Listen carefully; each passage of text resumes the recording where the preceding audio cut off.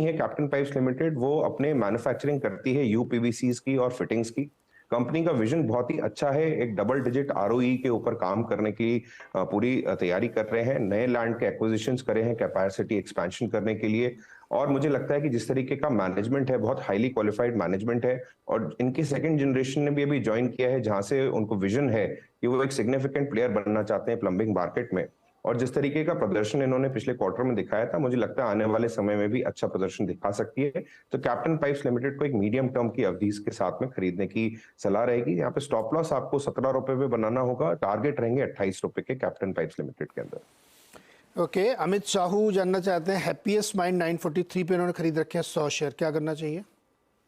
Sir देखिए, happiest mind के लिए मैं सजेस्ट करना चाहूंगा 914 915 रुपए के आसपास ट्रेड कर रहा है। अभी हाल ही में 200 एमआ इसका टेस्ट हुआ था और ऑन दी डाउन साइड एक बेस फॉर्मेशन बना था 875 रुपीज के आसपास, जो कि एक स्ट्रॉन्ग सपोर्ट जोन यहाँ पे बन के आता है। तो इस सपोर्ट जोन के साथ में आप अपनी पोजीशन को कैरी कर सकते हैं। ऑन दी अपसाइड 950 रुपए तक ये ऑन दी इमीडिएट बेसिस जा सकता है। वहां पे एक माइनर हर्डल है, अगर वो क्रॉस होता है ऑन वीकली बेसिस तो मुझे लगता है 1000 प्लस लेवल्स भी आपको बनते हुए दिख सकते हैं हैप्पीएस्ट माइंड के अंदर। तो अपनी पोजीशन को बना के रखें, जो अभी रिसेंट में 875 का एक जो बेस बना है उसको स्टॉप लॉस मानते हुए अपनी पोजीशन को कैरी करें। एमपी सिंह ने लिखा है इनके पास 2 लॉट है निफ्टी कॉल की, 21,900 वाली 40 रुपए पे इन्होंने लिया, 28 दिसंबर की एक्सपायरी है शायद। क्या पॉसिबल है क्या 21,900? नहीं सर, ये थोड़ा सा सर ये इसकी पॉसिबिलिटी इसके साथ में थोड़ी कम नजर आती है। इतना ऑप्टिमिस्टिक डेफिनेटली मैं भी मार्केट को लेके बुलिश हूं सर, बट 21,900 थोड़ा सा दूर लगता है और मुझे लगता है कि ये अचीव होते होते काफी समय लगेगा। तो मुझे लगता है कि इस कॉल के लिए आप चेज ना करें। बेटर रहेगा कि आप 21,600 या 21,700 की अगर कॉल अगर पिक करते हैं तो वहां पे जरूर आपको अच्छे रिटर्न्स बनते हुए दिख सकते हैं। थोड़ा ज़्यादा ऑप्टिमिस्टिक है सर, ये थोड़ा सा टफ है, थोड़ा सा टफ है। असंभव कुछ भी नहीं, लेकिन थोड़ा सा टफ लगता है यहाँ पे। और समिंदर सूद जी का सवाल है कि इनके पास 20 शेयर है टिमकेन इंडिया के 3375 पे 3 से 6 महीने के लिए। लुधियाना से सवाल भेजा इन्होंने। सर देखिए, चार्ट स्ट्रक्चर पॉजिटिव है और एक ब्रेकआउट देने के लिए फ्लैग पैटर्न का ब्रेकआउट ऑन डेली चार्ट्स बिल्कुल रेडी है। और जैसे ही इसकी क्लोजिंग 32-35 यानी कि 3235 के ऊपर मिलती है तो वहां पे एक अच्छा खासा इनको ब्रेकआउट देखने को मिलेगा, जो स्टॉक को अगर चार्ट पैटर्न के हिसाब से बताऊं तो 3400 रुपीज के लेवल्स तक ये जा सकता है। तो डेफिनेटली इसमें बने रहें। On the down side risk बहुत लिमिटेड लगती है, जिस तरीके का एक कंसोलिडेशन चल रही है। मुझे लगता है यहाँ पे अगर आप 3170 का अगर स्टॉप लॉस प्लेस करते हैं और अपनी अगर ये इन्वेस्टमेंट को कैरी करते हैं तो आपको अच्छे रिटर्न्स बन सकते हैं। बिल्कुल ब्रेकआउट देने के लिए सर रेडी है फ्लैग पैटर्न का। अरविंद गोयल जी ने लिखा है, अच्छा इन्होंने हिंदी में लिखा पूरा है और गूगल ट्रांसलेशन किया। अरविंद जी आप अंग्रेजी में लिखा करिए क्योंकि उससे समझने में थोड़ी दिक्कत होती है। SAIL steel authority of India limited के 2000 शेयर इनके पास 94 के प्राइस पे, बेच दें या होल्ड करें? सर मेरा मानना है इनको होल्ड करना चाहिए। सेल की आज भी अच्छी परफॉर्मेंस देखने को मिली है और कल के सेशन में भी सेल ने बहुत अच्छा परफॉर्मेंस दिखाया था। डेफिनेटली डे बिफोर यस्टरडे एक जो मार्केट में गिरावट आई थी उसके चलते ये नीचे की तरफ रिट्रेस हुआ था 104 रुपए के लेवल्स के आसपास, जो एक अच्छा बेस मुझे लगता है आने वाले दिनों में बना रहेगा। और सेल के अंदर जिस तरीके का मोमेंटम है और ओवरऑल मेटल्स को लेके जिस तरीके से मार्केट बुलिश है, मुझे लगता है इनको अच्छे रिटर्न्स यहाँ पे बन सकते हैं। जो अगले टारगेट्स बन के आ रहे हैं वो 120 रुपए से लेके 125 रुपए के हैं, तो डेफिनेटली सेल के अंदर बने रहे। कोयम्बटूर से एकता शाह ने एक सवाल भेजा है और उनका सवाल है जीएनएफसी पर 663 यानी 663 रुपए के भाव पर उन्होंने खरीद रखे है जीएनएफसी। क्या करना चाहिए इनका? सर डेफिनेटली, और यहाँ पे देखने को मिला है फर्टिलाइजर स्टॉक्स में सर कल भी अच्छा मोमेंटम देखने को मिल रहा था। कुछ काउंटर्स जैसे मद्रास फर्टिलाइजर, चंबल फर्टिलाइजर काफी अच्छा मोमेंटम बना हुआ है।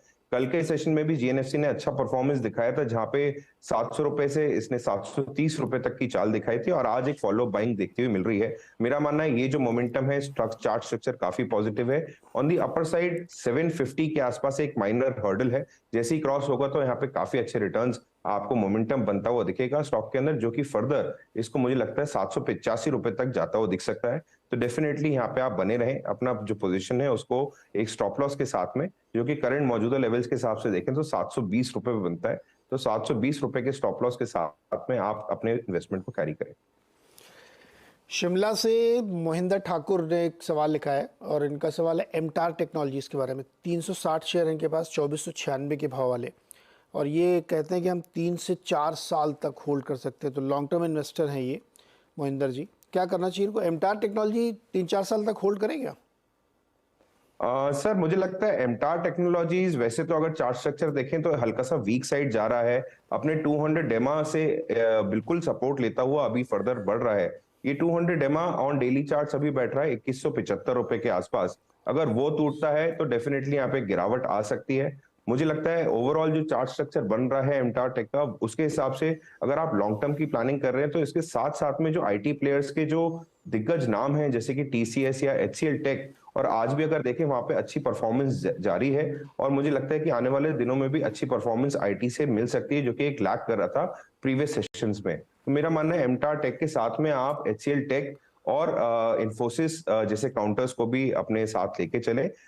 एमटार टेक में जिस तरीके का चार्ट स्ट्रक्चर बन रहा है वो हल्का वीक है, और जो मैंने आपको लेवल्स बताए जो कि बैठते हैं 2175 रुपए के आसपास, वो एक यहाँ पे आपको सपोर्ट की तरह काम कर सकते हैं। और अगर वो ब्रेक हुए तो आपको डेफिनेटली यहाँ से एग्जिट लेके किसी अच्छे बेटर आईटी काउंटर्स जैसे मैंने आपको बताया इन्फोसिस एचसीएल टेक, वहां पे आप निवेश कर सकते हैं।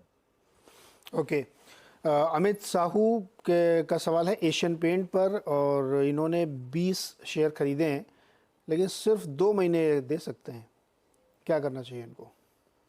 सर देखिए, एशियन पेंट्स के अंदर काफी अच्छी रिकवरी प्ले आउट होती हुई दिखी थी नवंबर मंथ में, जहां पे एक बेस बना था अराउंड 2935 के आसपास, वहां से बहुत ही बढ़िया इसने अच्छी परफॉर्मेंस दिखाई है। और एक कर्व जो बन के आ रहा है वो एक ब्रेकआउट की तरह नजर आता है मुझे, जो कि बैठता है करीबन 3340 रुपीस के आसपास। जैसे ही ये लेवल्स पार होंगे मुझे लगता है इसमें अच्छा खासा मोमेंटम बन सकता है, जो कि एशियन पेंट्स को दोबारा से 3500 प्लस के लेवल्स तक ले जा सकता है। मेरा मानना अगर आपके पास में 2 महीने का भी समय है तो एशियन पेंट्स एक अच्छा काउंटर है, एक हैवी काउंटर है जहां पे आपको बने रहना चाहिए। Risk on the down side जो भी नजर आती है, मुझे लगता है 3250 पे अगर आप अपना स्टॉप लॉस प्लेस करते हैं तो आपको आने वाले समय में अच्छे रिटर्न्स भी बनते हुए दिख सकते हैं एशियन पेंट्स के अंदर। ओके, अगला सवाल है गिरिराज सिंह का, उदयपुर राजस्थान से है ये। इन्होंने जुबलेंट फूड वर्क्स की कॉल ली है 600 वाले स्ट्राइक प्राइस की, 4 रुपये 30 पैसे पर एक लॉट, दिसंबर एक्सपायरी है। हाल फिलहाल में इसमें थोड़ा सा मोमेंटम बना, हम लोगों ने मैनेजमेंट से बात भी की थी, काफ़ी पॉजिटिव दिख रहे थे। क्या इनको ये 600 वाली कॉल होल्ड रखनी चाहिए दिसंबर एक्सपायरी की? सर मेरा मानना है होल्ड रखनी चाहिए, क्योंकि यहाँ पे ब्रेकआउट नजर आ रहा है, और अगर ये ब्रेकआउट अगर टर्नआउट होता है तो मुझे लगता है यहाँ पे स्टॉक जो है 600 रुपए तक डेफिनेटली जाता हुआ दिखेगा। तो मेरा मानना है डेफिनेटली इनको जुबलेंट फूड वर्क में अपनी पोजीशन को होल्ड रखना चाहिए। ओके, सौरभ वीर पुणे से है, इनके पास वेदांता के शेयर्स हैं। एवरेज बाइंग प्राइस इनका 389 का है और 279 क्वांटिटी है 1 से 2 साल के लिए। 389 को ज़्यादा ऊपर नहीं ले लिया इन्होंने? सर डेफिनेटली लिया होगा, क्योंकि वेदांता में बहुत ही अच्छा एक कंसोलिडेशन चल रहा था। उसके बाद में डेफिनेटली काफी गिरावट आई है, जहां पे कई मौके इनके पास में एवरेजिंग के लिए मिले थे। देखिए एक बहुत ही हेल्दी डिविडेंड पेइंग कंपनी है, बीच बीच में डेफिनेटली कुछ न्यूज आ रहे थे जो कि नेगेटिव सेंटिमेंट्स क्रिएट कर रहे थे, बट मेरा मानना है इनको अपनी पोजीशन को एवरेज करना चाहिए। अगर लॉन्ग टर्म होराइजन है 2 से 3 साल का समय है, मेरा मानना है इनको वेदांता के अगर ये आज या फिर डिक्लाइंस पे अगर और एक्यूमुलेट करते हैं तो मेरा मानना है इनको आने वाले समय में अच्छे रिटर्न्स बनते हुए दिखेंगे। कंपनी का जो ओवरऑल स्ट्रक्चर है वो काफी पॉजिटिव लगता है मुझे।